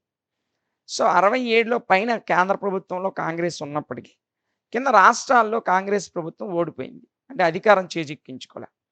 అలా చేజిక్కించుకోకపోవడం వల్ల పైన ఒక పార్టీ, కిందన ఒక పార్టీలు ఉంటాయి. అంటే పైన వేరు వేరు పార్టీలు కలిపినటువంటి కాంగ్రెస్ పార్టీ ఒక 2 సంవత్సరాల పరిపాలనలో ఉంది. మిగతా 3 సంవత్సరాలు కొయిలేషన్ గవర్నమెంట్ కూటమి ప్రభుత్వం అధికారంలో ఉంది. కింద రాష్ట్రాల్లో వేరు వేరు పార్టీలు అంటే ఆయా రాష్ట్రాలకు సంబంధించిన ప్రాంతీయ పార్టీలు అధికారంలో ఉన్నాయి. సో, అప్పటి వరకు 2 పార్టీలు ఒకటే కాబట్టి డామినేషన్ లేదు. ఇక్కడ పార్టీలు మారాయి కాబట్టి 67 నుంచి 72 మధ్య పవర్ సెపరేషన్ డిమాండ్ అనేది పెరిగింది. So, DMK in Tamil Nadu, United Front in West Bengal, Bihar, Uttar Pradesh and other states formed Samyukta Vidhayak Dal opposition coalition. Congress పార్టీకి వ్యతిరేకంగా 1967లో కాంగ్రెస్ ప్రభుత్వము కొన్నాళ్ళ పాటు అధికారం చేజిక్కించుకుందని చెప్పుకున్నాం. అప్పుడు అపోజిషన్ కొయిలేషన్‌గా అంటే కాంగ్రెస్ పార్టీకి అపోజిషన్ పార్టీగా కొన్ని పార్టీలు కలిసి కూటమిగా ఏర్పడ్డాయి. అందులో ముఖ్యంగా తమిళనాడులోని డీఎంకే కరుణానిధి నేతృత్వంలోని తమిళనాడులో డీఎంకే పార్టీ, యునైటెడ్ ఫ్రంట్ అనే పేరుతో వెస్ట్ బెంగాల్, బీహార్, ఉత్తరప్రదేశ్‌లో కొన్ని పార్టీలు కలిసి ఇక్కడ ఒక అపోజిషన్ ఏర్పరిచాయి. ఆ అపోజిషన్‌కి వాళ్ళు పెట్టుకున్న పేరేంటంటే సంయుక్త విధాయక దళ్ అనే పేరు పెట్టుకున్నారు. వీళ్ళు అపోజిషన్ పార్టీగా గవర్నమెంట్స్‌లో ఉన్నారు. In addition this government began to agitate the powers and to reduce the interference of the centre in the affairs of the state. So, కింద రాష్ట్రాల్లో వేరు వేరు పార్టీలు, పైన సెంట్రల్‌లో ఒక పార్టీ ఉన్నప్పుడు మా అధికారాలు మాకివ్వండి, రాష్ట్ర విషయాల్లో మీ ఇంటర్ఫియరెన్స్ అనేది తగ్గించండి, రిడ్యూస్ చేయండి. సో, కేంద్రం యొక్క జోక్యం రాష్ట్ర విషయాల్లో మంచిది కాదు అని చెప్పి ఇక్కడ వీళ్ళు స్ట్రాంగ్‌గా వ్యతిరేకించారనమాట. కేంద్రం యొక్క ఇంటర్ఫియరెన్స్‌ని. ఓకేనా? నెక్స్ట్ మనం చూసుకున్నట్లయితే but between 1970-77 again no disputes arise between the central states. ఆ తర్వాత 72లో మరలా కాంగ్రెస్ ప్రభుత్వం అధికారంలోకి పైన, కింద రాష్ట్రాల్లో కూడా వచ్చేసింది. సో, రాష్ట్రాల్లో మళ్ళీ కాంగ్రెస్ ప్రభుత్వం గెలిచింది. దేశంలో కూడా అంటే సెంట్రల్ గవర్నమెంట్‌లో కూడా కాంగ్రెస్ ప్రభుత్వం గెలిచింది. అందువలన ఈ మధ్య కాలంలో మరలా ఏ విధమైనటువంటి సమస్యలు రాలే. So, the main reason for this that one political party has regained power in the central states. ఇలా సమస్యలు ఈ మధ్య కాలంలో రాకపోవడానికి కారణం ఏంటంటే ఒకటే పార్టీ పైన, కింద అంటే పైన కేంద్రంలో గాని, కింద రాష్ట్రాల్లో గాని అధికారంలోకి వచ్చింది. In the general election of 1972 the Congress party came back to power in many states. So, 1972లో జరిగిన ఎలక్షన్‌లో అనేక రాష్ట్రాల్లో మరలా కాంగ్రెస్ ప్రభుత్వం అధికారంలోకి వచ్చింది. అందువల్ల రాష్ట్రానికి, కేంద్ర ప్రభుత్వానికి మధ్య సమస్యలు మరలా ఈ 72 నుంచి 77 వరకు రాలే. ఓకేనా? Next therefore there were no notable disputes between the central states during the period. అయితే ఈ 72, 77లో ఏ విధమైనటువంటి సమస్యలు రాలేదు. అదే మ్యాటర్ ఇక్కడ రాసాం. నెక్స్ట్ బట్ బిట్వీన్ 1977, 1980 సో, 72, 77 వరకు కాంగ్రెస్ ప్రభుత్వం మరలా సెంట్రల్‌లో పరిపాలించింది. 77లో మళ్ళీ ఎలక్షన్స్ జరిగాయి. 77 నుంచి 80 వరకు 3 సంవత్సరాల పాటు కూటమి ప్రభుత్వం కేంద్రంలో అధికారంలోకొచ్చింది. చూడండి. Another new development took place in Indian politics. ఈ 77, 80 మధ్య భారత రాజకీయాల్లో ఒక కొత్త శకం అనేది స్టార్ట్ అయింది. The Congress last the 1977 Lok Sabha elections and the Janata party came to power at the centre. ఈ 1977 జనరల్ ఎలక్షన్‌లో కాంగ్రెస్ ప్రభుత్వం లోక్‌సభ ఎలక్షన్స్‌లో ఓడిపోయింది. అంటే ప్రధానమంత్రి పదవిని కోల్పోయింది. అప్పుడు ఎవరు అధికారంలోకి వచ్చారంటే జనతా పార్టీ అధికారంలోకి వచ్చింది 77లో. ఓకేనా?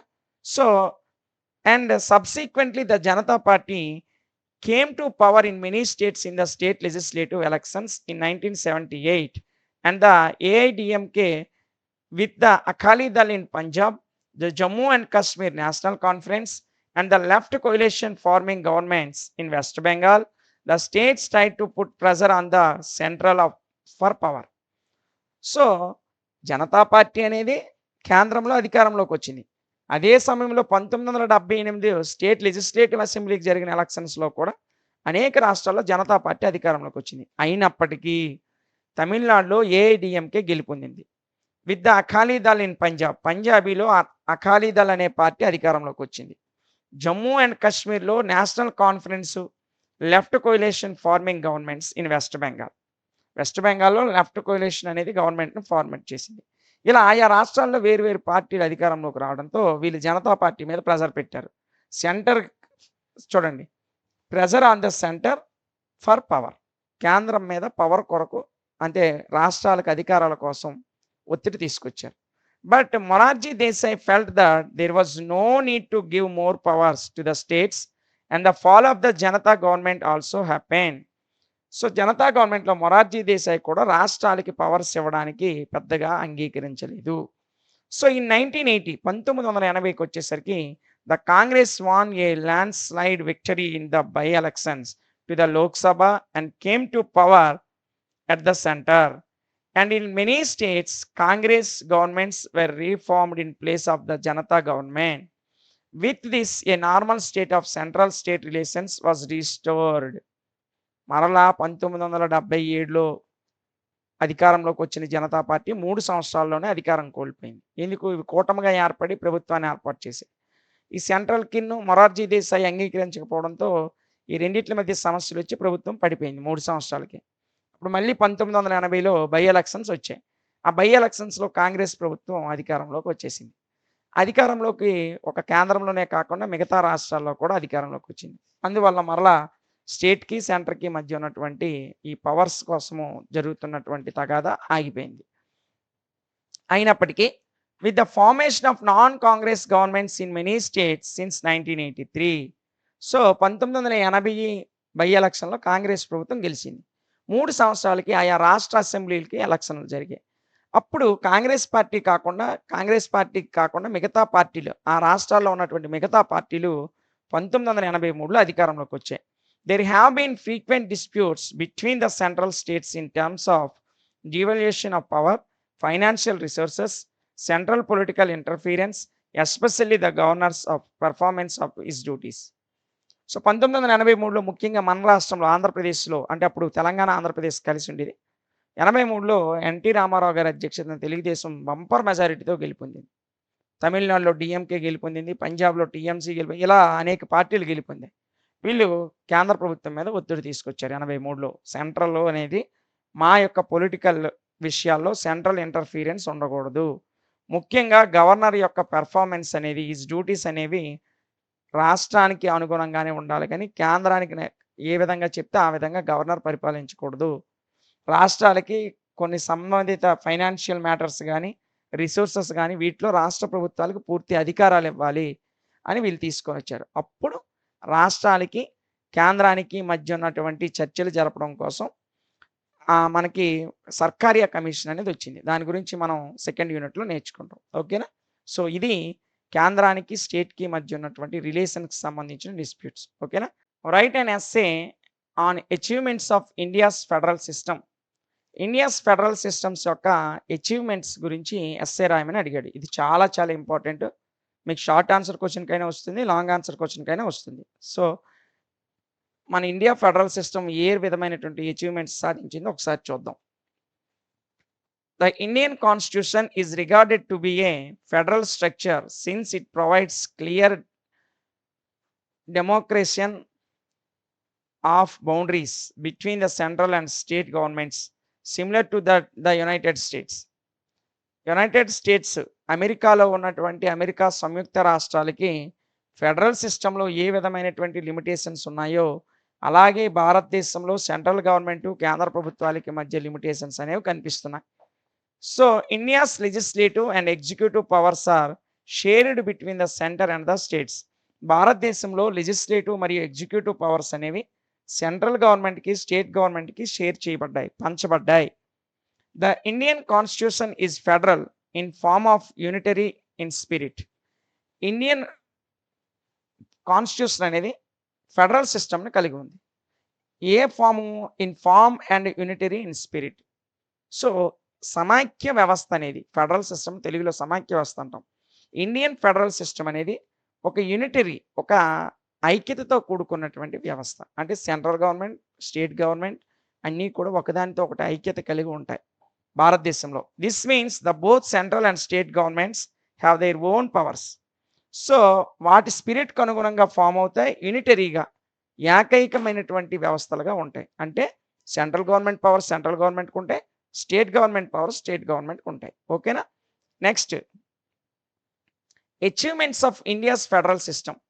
ఈ ఇండియా ఫెడరల్ సిస్టమ్ యొక్క అచీవ్మెంట్స్ మనం ఒకసారి చూసినట్లయితే, federalism in India has been successful because of democratic policies in our country. భారతదేశంలో ఫెడరలిజం అనేది సక్సెస్ అవ్వడానికి ప్రధాన కారణం ఏంటి అయ్యా అంటే, democratic policies in our country. మన దేశంలో ప్రజాస్వామ్య విధానమే ఫెడరల్ సిస్టమ్ అంత సక్సెస్ అవ్వడానికి కారణం. Policies adopted by India to ensure its success. So federal system యొక్క సక్సెస్కి డెమోక్రటిక్ పాలసీస్ అడాప్ట్ చేసుకోవడమే ప్రధాన కారణం. ముఖ్యంగా ఇందులో లింగ్విస్టిక్ స్టేట్స్, భారతదేశంలో లింగ్విస్టిక్ స్టేట్స్ ఉన్నాయి. భాషా ప్రాతిపదికన రాష్ట్రాలు ఏర్పడ్డాయి. తమిళ మాట్లాడే వాళ్ళందరూ తమిళనాడు రాష్ట్రంగా ఏర్పడ్డారు. అదేవిధంగా తెలుగు మాట్లాడేవారు ఆంధ్ర రాష్ట్రంగా ఏర్పడ్డాడు. కన్నడలు కర్ణాటక రాష్ట్రంగా ఏర్పడ్డారు. ఇలా లింగ్విస్టిక్ భాషా ప్రాతిపదికన రాష్ట్రాలు ఏర్పడ్డాయి. సో అవేంటి ఒకసారి చూద్దాం. After independence the boundaries of many old states were changed to create new states. భారతదేశంలో స్వతంత్రం రావడానికి ముందు ఒక 11 రాష్ట్రాలు ఉండేవి, పెద్ద రాష్ట్రాలు. ఆ స్వతంత్రం వచ్చిన తర్వాత ఈ ఓల్డ్ స్టేట్స్ అన్ని, పాత రాష్ట్రాలని కూడా వాటి బౌండరీస్లో మార్పులు వచ్చాయి, వాటి సరిహద్దుల్లో మార్పులు వచ్చాయి. ఉదాహరణకు స్వతంత్రానికి ముందు మనం తమిళనాడు రాష్ట్రంలో కలిసి ఉండేవాళ్ళం. సో ఇండియన్ ఇండిపెండెన్స్ సిస్టంలో, సో భారత స్వతంత్రోద్యమానికి ముందు మనము అంటే ఆంధ్రప్రదేశ్, ఇప్పుడు ఆంధ్ర తెలంగాణ విడిపోయాయి, అప్పుడు రెండు కలిసి ఉండేవి. సో ఈ రెండు కూడా తమిళనాడు రాష్ట్రంలో ఇన్క్లూడ్ అయ్యి ఉండేవి. 1953లో ఆంధ్ర రాష్ట్రంగా ఏర్పడ్డాం. 1956 నవంబర్ 1న ఆంధ్రప్రదేశ్గా ఏర్పడ్డాం. అంటే అంతకుముందు ఈ ఆంధ్రప్రదేశ్ రాష్ట్రం తమిళనాడులో కలిసి ఉండేది. సో అదే పాయింట్ ఇక్కడ మెన్షన్ చేశాడు చూడండి. After independence the boundaries of many old states was changed to create new states. స్వతంత్రం వచ్చిన తర్వాత పాత రాష్ట్రాల యొక్క సరిహద్దులనేవి మార్చబడ్డాయి. So the formation of linguistic states is the first and foremost test of democratic politics in our country. భారతదేశంలో మొట్టమొదటి డెమోక్రటిక్ పాలిటిక్స్గా భాషా ప్రాతిపదికన రాష్ట్రాలు ఏర్పడడం అనేది జరిగింది. ఓకేనా? నెక్స్ట్ వన్ చూడండి, సెంటర్ స్టేట్ రిలేషన్స్. సో ఇవన్నీ కూడా మన ఇండియన్ ఫెడరల్ సిస్టమ్ యొక్క అచీవ్మెంట్స్గానే చెప్పుకుంటాం. ఫస్ట్ లింగ్విస్టిక్ స్టేట్స్ ఏర్పడడం ఫెడరల్ సిస్టమ్ యొక్క అచీవ్మెంటే. Second one centre state relations. Restricting of central state relations is another way of strengthening federalism in practice. భారతదేశంలో ప్రాక్టీస్లో ఫెడరలిజం సక్సెస్ అవడానికి కారణం సెంట్రల్ స్టేట్ యొక్క రిలేషన్స్. ఓకేనా? Next, decentralisation of power. Power యొక్క విభజన అనేది, డీసెంట్రలైజేషన్ అనేది కూడా ఒక అచీవ్మెంట్గానే చెప్పొచ్చు. Power in India is decentralised to local government. Local గవర్నమెంట్కి డీసెంట్రలైజేషన్ పవర్స్ అనేవి డీసెంట్రలైజ్ అనేది జరిగింది. అంటే కేంద్రం నుంచి రాష్ట్ర ప్రభుత్వాలకి అధికార విభజన అనేది జరిగింది. The local government consist of panchayats in villages and municipalities in urban areas. Urban ఏరియాస్లో మనం చూసినట్లయితే రాష్ట్ర ప్రభుత్వం నేతృత్వంలోని మరలా లోకల్ గవర్నమెంట్స్ ఉంటాయి. గ్రామ పంచాయతీ లెవెల్‌లో గ్రామ పంచాయతీ వ్యవస్థలు, మండల స్థాయిలో మండల ప్రజా పరిషత్తులు, జిల్లా స్థాయిలో జిల్లా ప్రజా పరిషత్. అదే పెద్ద పెద్ద టౌన్‌లు, సిటీలయితే మున్సిపాలిటీసు, మున్సిపల్ కార్పొరేషన్స్. ఇవన్నీ కూడా డీసెంట్రలైజేషన్‌కి ఉదాహరణగా చెప్పొచ్చు. ఇవన్నీ ఫెడరల్ సిస్టమ్ యొక్క సక్సెస్‌కి కారణమయ్యాయి. ఓకేనా? Next, the constitution of India does not create a theoretical federal system that is 100% advocate for the Indian society with varied regional linguistic, religious, economic, social diversity in the wider India. రాజ్యాంగం అనేది does not create a theoretical federal system. భారత రాజ్యాంగం ఒక సిద్ధాంతపరమైనటువంటి federal సిస్టమ్‌ని create చేయలేదు. మరి ఎలా ఏర్పడింది? That is 100% advocate for the Indian society. భారత సమాజంలో బహుభాషలు, బహుమతాలు, వివిధ ఆర్థిక సంస్కరణలు, వివిధ రకాల సోషల్, సాంఘిక పరమైనటువంటి వేరియబుల్స్ ఏవైతే ఉన్నాయో ఇవన్నీ కూడా విస్తృతంగా భారతదేశంలో ఉన్నాయి. భారతదేశంలో వివిధ మతాల వారు ఉన్నారు, వివిధ భాషల వారు ఉన్నారు, వివిధ సాంప్రదాయాలు కలిగిన వారు ఉన్నారు. ఇలా డిఫరెన్సెస్, ఈ డైవర్సిటీస్ ఉండడం వల్ల ఫెడరల్ సిస్టమ్ అనేది ఒక థియరిటికల్‌గా నియమించబడింది. అంతేగాని కాన్స్టిట్యూషన్ ఒక థియరిటికల్ ఫెడరల్ సిస్టమ్‌ని క్రియేట్ చేయలేదు. So, Indian constitutional analyst and gave more importance to practice than theory. So, Indian constitution అనేది సిద్ధాంతపరంగా కంటే ఈ భాషా ప్రాతిపదికన రాష్ట్రాలు ఏర్పాటు చేయడం గాని, ఆయా మతాలకి ప్రాధాన్యత ఇవ్వడం గాని, అంటే ఏ మతానికి ఇక్కడ ఎక్కువ ప్రాధాన్యత, తక్కువ ప్రాధాన్యత లేదు. అన్ని మతాలకి ప్రాధాన్యత ఉంది. అన్ని భాషల వారికి ప్రాధాన్యత ఉంది. అన్ని మతాల వారికి, అన్ని వర్గాల వారికి, అన్ని జాతుల వారికి కూడా భారతదేశంలో ప్రాధాన్యత ఉంది. ఈ ప్రాధాన్యత అనుగుణంగా మనం ఆయా రకాలైనటువంటి సక్సెస్‌ని, అంటే ఫెడరల్ సిస్టమ్ యొక్క సక్సెస్‌ని చూస్తున్నాం. సో, ఇందులో ముఖ్యంగా మనం చూసుకున్నట్లయితే the federal system created in the constitution of India also achieved the following achievements. భారత రాజ్యాంగానికి అనుగుణంగా ఫెడరల్ సిస్టమ్ కొన్ని అచీవ్‌మెంట్స్‌ని సాధించింది. ఆ అచీవ్‌మెంట్స్ ఏంటో ఒకసారి చూస్తే, by establishing a strong central government, the federal system was able to protect India's independence, integrity and sovereignty. The central government was able to successfully counter several secessionist movements. ఇక్కడ జాగ్రత్తగా మనం చూసుకున్నట్లయితే సెసెషనిస్ట్ మూవ్‌మెంట్స్ అంటే ఈ మూవ్‌మెంట్స్‌కి ముందు వెళ్ళే ముందు ఇక్కడ ఒకసారి జాగ్రత్తగా చూడండి. By establishing a strong central government. భారత రాజ్యాంగం ఒక దృఢమైనటువంటి కేంద్ర ప్రభుత్వాన్ని ఎస్టాబ్లిష్ చేసింది. ఎందుకోసమంటే the federal system was able to protect India's independence. భారత స్వతంత్ర్యాన్ని కాపాడాలి. And integrity and sovereignty. భారత సార్వభౌమాధికారాన్ని ఈ ఫెడరల్ సిస్టమ్ కాపాడాలి. అలా కాపాడాలంటే భారతదేశంలో ఒక స్ట్రాంగ్ సెంట్రల్ గవర్నమెంట్ ఉండాలి. ఈ స్ట్రాంగ్ సెంట్రల్ గవర్నమెంట్‌ని ఎస్టాబ్లిష్ చేయడమే ఇండియన్ కాన్స్టిట్యూషన్ మరియు ఫెడరల్ సిస్టమ్ యొక్క మెయిన్ అచీవ్‌మెంట్‌గా చెప్పుకుంటాం. The establishment of strong central government made it possible to successfully ward of the threat of foreign invasions. Pakistan, China. So, Pakistan, China లాంటి దేశాలు భారతదేశం మీదకి ఎప్పుడైనా సరే ఆక్రమణకు గురైనప్పుడు మనం వారిని తిప్పికొడుతున్నామంటే కారణం ఏంటంటే స్ట్రాంగ్ సెంట్రల్ గవర్నమెంట్ అనేది భారతదేశంలో ఉంది. బలమైనటువంటి కేంద్ర ప్రభుత్వ వ్యవస్థ భారతదేశంలో ఉంది. అందువలన ఇతర దేశాలు భారత సార్వభౌమాధికారంలో జోక్యం చేసుకోవడానికి అవకాశం లేకుండా పోతుంది. ఓకేనా? Next, the rewriting of India's political map was facilitated by the reorganisation of states in 1956. భారతదేశం యొక్క పొలిటికల్ మ్యాప్ అనేది 1956లో మారింది. ఎందుకు సార్ మారిందంటే 1956లో అప్పుడున్నటువంటి పాత రాష్ట్రాల్ని భాషా ప్రాతిపదికన కొత్త రాష్ట్రాలుగా ఏర్పాటు చేశారు. It ha it has helped political and governance stability in many states. ఇది ఏ విధంగా సహాయపడిందంటే వివిధ రకాల రాష్ట్రాల్లో పొలిటికల్ మరియు గవర్నెన్స్ స్టెబిలిటీ, రాజకీయంగాను మరియు పరిపాలనా స్థిరత్వానికి ఈ రాష్ట్రాల పునర్వ్యవస్థీకరణ. ఇక్కడ కుంజ్రీ గారి నేతృత్వంలో రాష్ట్రాల పునర్వ్యవస్థీకరణ కమిటీ వచ్చింది 1956లో. సో, అలా రావడం వల్ల ఎప్పుడైతే భాషా ప్రాతిపదికన కొత్త రాష్ట్రాలు ఏర్పడ్డాయో భారతదేశంలో పొలిటికల్ మరియు గవర్నెన్స్ స్టెబిలిటీ అనేది సాధించడానికి సాధ్యపడింది. So, under article 356 of the constitution, the political instability created in many states by frequent party changes was made possibly by the central government's president's rule. So, article 356కు అనుగుణంగా ఏదైనా ఒక రాష్ట్రాల్లో ఫ్రీక్వెంట్‌గా ఏదైనా సరే సెంట్రల్ గవర్నమెంట్ కాన్స్టిట్యూషన్‌కి వ్యతిరేకంగా ఏదైనా చర్యలు జరిగితే, భారత రాజ్యాంగంలోని 356 ఆర్టికల్ ప్రకారము ఆ రాష్ట్రాల్లో ప్రెసిడెంట్ రూల్ అనేది ప్రతిపాదించొచ్చు. అంటే రాష్ట్రపతి పాలన. చూడండి ఈ మధ్యన మనం ఆ మణిపూర్ రాష్ట్రంలో అల్లర్లు జరిగేటప్పుడు ఆ రాష్ట్రంలో ప్రెసిడెంట్ రూల్ అనేది ఏర్పాటు చేశారు. అంటే ఈ రాష్ట్ర ప్రభుత్వం అక్కడ సక్సెస్ కాలేకపోయింది. వాటిని అణిచివేయలేకపోయింది. అందువలన కేంద్ర ప్రభుత్వం జోక్యం చేసుకొని ప్రెసిడెంట్ రూల్ అనేది పెట్టింది. Next facilitated creation of highly competent work force in all states through all India services. All India services ద్వారా ఆయా రాష్ట్రాల్లో కాంపిటెంట్ వర్క్ ఫోర్స్ అనేది కేంద్ర ప్రభుత్వమే నియమిస్తుంది. ఉదాహరణకు సివిల్ సర్వెంట్స్ అండి. మన దేశంలో ఉన్నటువంటి ఐఏఎస్‌లు, ఐపీఎస్‌లు సెంట్రల్ గవర్నమెంటే నియమిస్తుంది. ఏ రాష్ట్రాలకి ఏ ఐఏఎస్‌లు ఉండాలి, ఏ ఐపీఎస్‌లు ఉండాలి. అదే విధంగా it was possible to maintain peace and scrutiny in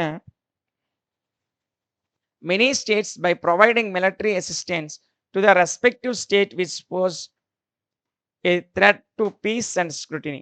so ఎక్కడైనా సెక్యూరిటీకి సంబంధించి గాని, అదే విధంగా పీస్ శాంతికి సంబంధించి గాని, ఏ రాష్ట్రంలో గాని, ఏ ప్రాంతంలో గాని ఇలాంటి అల్లర్లు వీటికి భంగం కలిగించేటట్టు అల్లర్లు జరిగినా, ఏవి జరిగినా సరే సెంట్రల్ గవర్నమెంట్ ఆర్మ్డ్ ఫోర్స్‌ని ఉపయోగిస్తుంది. ఈ ఆర్మ్డ్ ఫోర్స్‌ని ఉపయోగించి ఆ రాష్ట్రాల్లో జరిగే అల్లర్లని వాటన్నిటిని కూడా అణిచివేస్తుంది. సో, ఇవన్నీ కూడా భారత ఫెడరల్ సిస్టమ్ యొక్క అచీవ్‌మెంట్స్. ఓకేనా? ఇది మనకి ఎక్కువగా షార్ట్ ఆన్సర్ క్వెషన్ ఇవ్వడానికి ఎక్కువ అవకాశం ఉంది. కాబట్టి సో, 1కి 2 సార్లు వింటే ఈజీగానే వచ్చేస్తుంది. సో, దీంతో మనం ఫస్ట్ యూనిట్‌ని కంప్లీట్ చేసుకున్నాం. నెక్స్ట్ క్లాస్‌లో సెకండ్ యూనిట్‌లో ఉన్న మోస్ట్ ఇంపార్టెంట్ క్వెషన్స్‌తో మరలా కలుద్దాం. Thank you.